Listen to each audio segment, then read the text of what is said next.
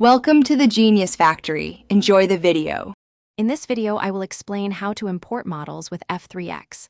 First, ensure you have the F3X Building Tools plugin installed in Roblox Studio. Once active, you will see the F3X interface appear, typically at the top of your screen. This interface provides numerous options for building and manipulating parts. We will focus on the specific functions that allow you to bring models into your workspace, making your building process much more efficient. To access models using F3X, locate the Load button within the main F3X toolbar. Clicking, this will open a new window where you can input a model's unique asset ID, typically a sequence of 9 to 10 digits. This method is precise for specific assets.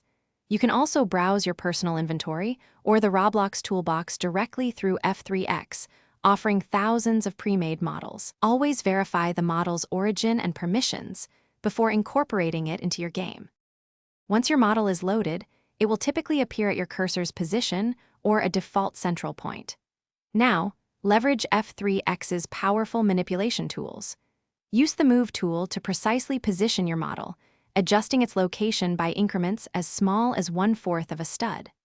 The Scale tool lets you resize it uniformly or along specific axes, while Rotate allows for exact angular adjustments. Remember to group multiple parts of a model for easier selection and movement. For optimal performance, always strive to reduce the part count of your imported models and use efficient meshes where possible.